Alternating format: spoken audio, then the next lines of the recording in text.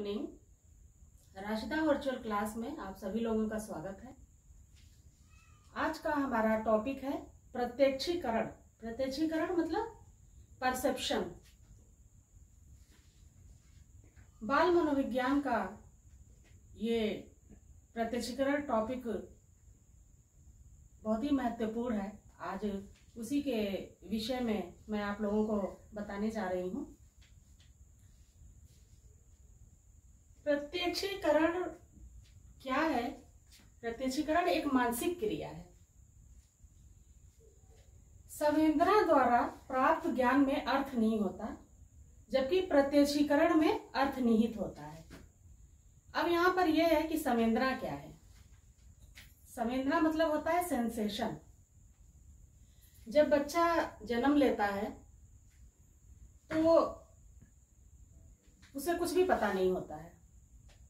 थोड़ी देर बाद ही उसकी ज्ञानेंद्रियां काम करने लगती हैं और उसे आसपास जो कुछ भी होता है उसे सुनाई देने लगता है।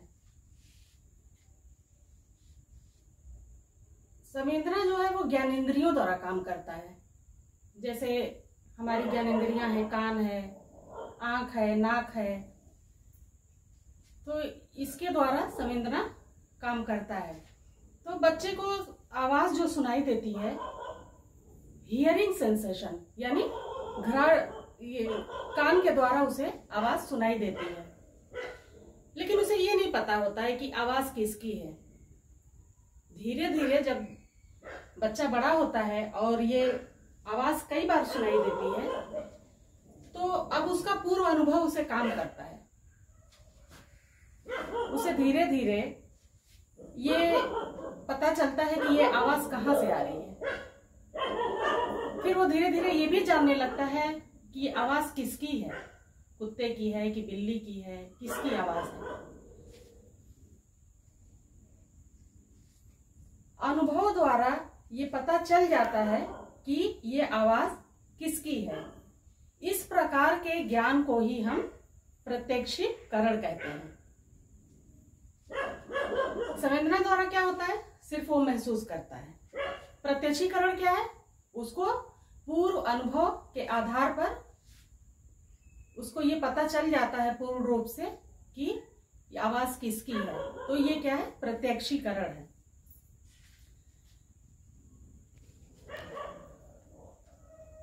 दूसरे शब्दों में पूर्व अनुभव के आधार पर संवेदना की व्याख्या करना और उसमें अर्थ जोड़ना ही प्रत्यक्षीकरण है। यहाँ पर ये स्पष्ट है कि बच्चे को जो संवेदना ज्ञानेंद्रियों द्वारा काम करती है, उस धीरे धीरे जब उसका अनुभव हो जाता है तो उसकी व्याख्या करना और उसमें अर्थ जोड़ना ही प्रत्यक्षीकरण है। इसको जलोटा मनोवैज्ञानिक है, उन्होंने स्पष्ट करते हुए कहा, प्रत्यक्षीकरण वह मानसिक क्रिया है जिससे हम बाह्य वस्तुओं या घटनाओं का ज्ञान प्राप्त करते हैं। इसी तरह एक और मनोवैज्ञानिक हैं, बाल मनोवैज्ञानिक रायबर्न, उन्होंने कहा, अनुभव के आधार पर संवेदना की व्याख्या करने की प्रक्रिया को प्रत्यक्षीकरण कहते हैं।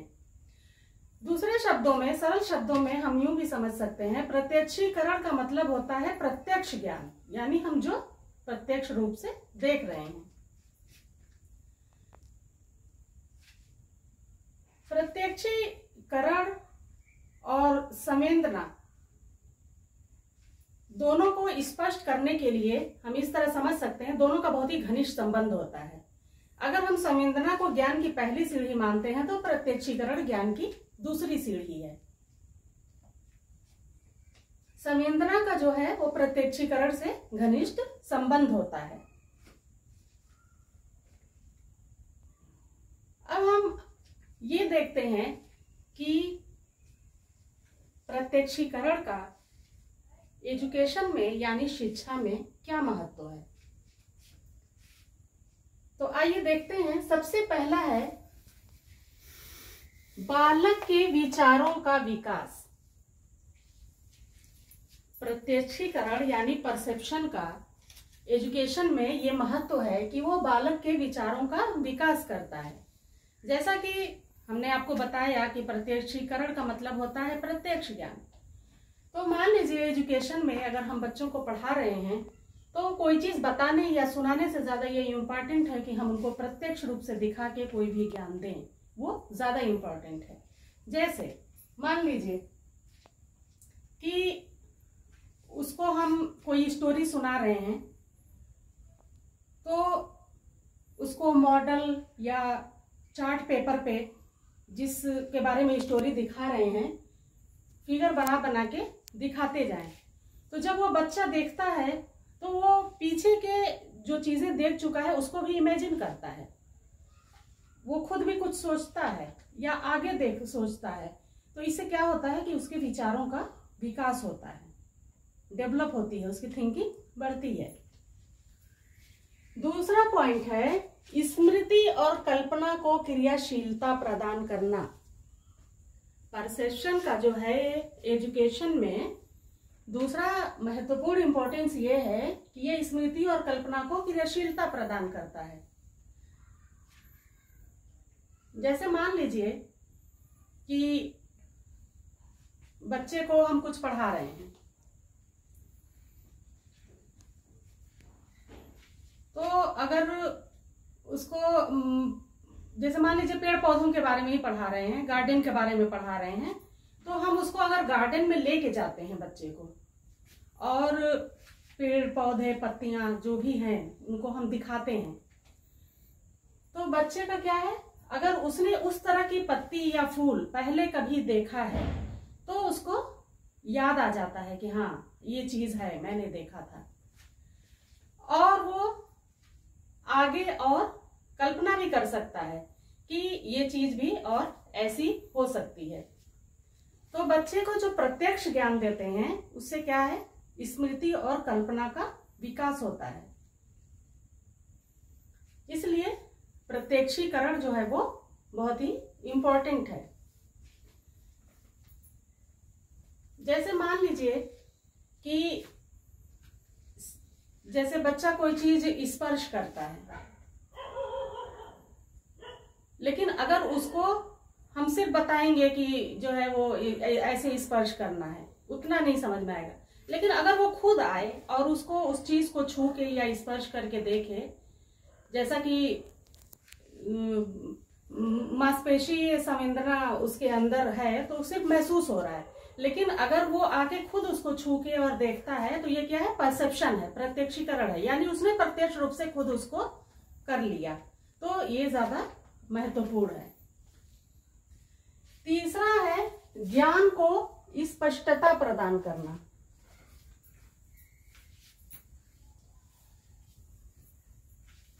प्रत्यक्षीकरण जो है वो एजुकेशन में इसलिए भी बहुत महत्वपूर्ण है, यानी प्रत्यक्ष ज्ञान देना इसलिए महत्वपूर्ण है कि ये ज्ञान को स्पष्टता प्रदान करता है।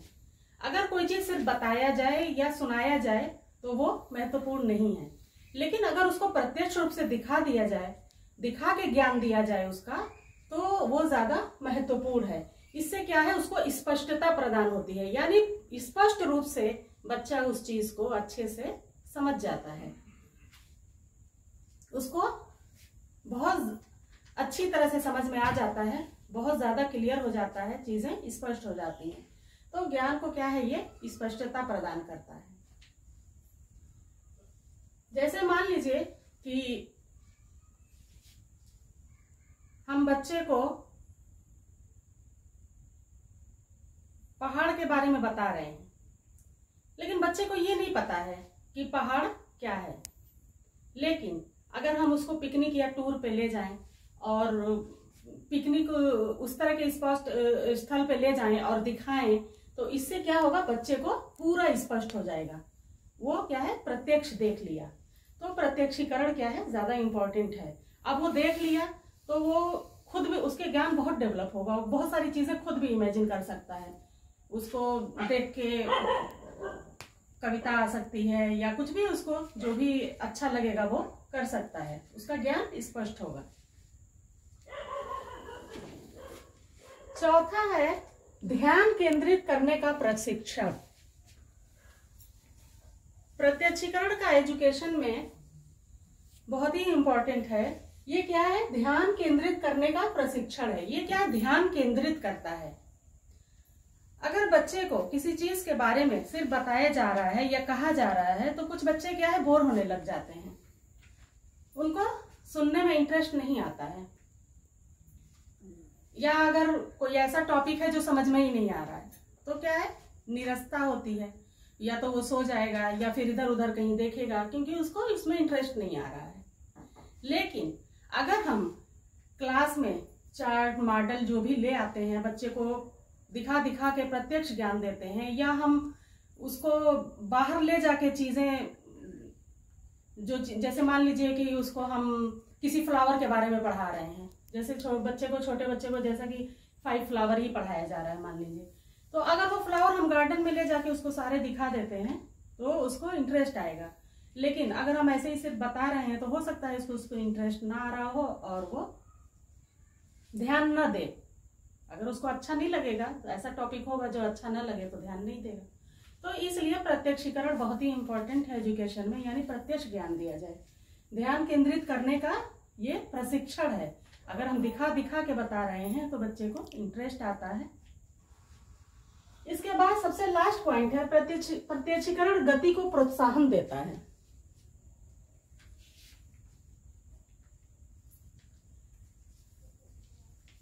ध्यान को केंद्रित करने के लिए प्रत्यक्षीकरण जो है वो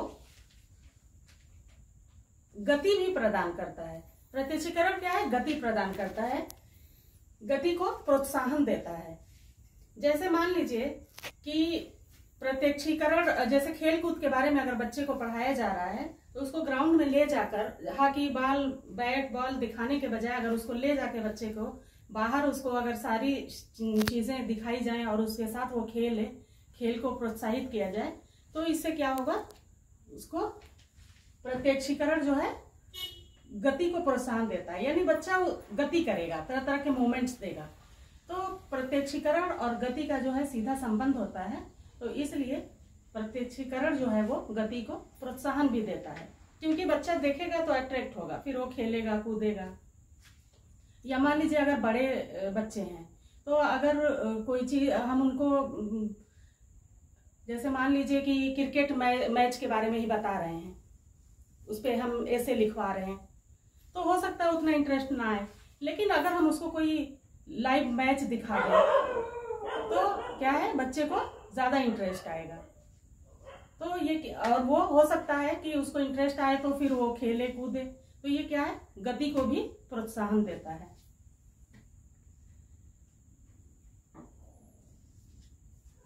आज आपने देखा कि प्रत्यक्षीकरण क्या है और संवेदना का इससे कैसा संबंध है और इसका हमारे एजुकेशन में क्या इम्पोर्टेंस है, प्रत्यक्ष ज्ञान का क्या इम्पोर्टेंस है, आज मैंने आपको बताया। बहुत ही इम्पोर्टेंट टॉपिक है बाल मनोविज्ञान का, प्रत्यक्ष ज्ञान देना बहुत जरूरी होता है। आज का हमारा टॉपिक यहीं समाप्त हुआ। अगर आपको पसंद आया हो तो प्लीज लाइक सब्सक्राइब जरूर करें। नेक्स्ट टॉपिक पे हम आपसे फिर मिलेंगे, तब तक के लिए थैंक यू, धन्यवाद।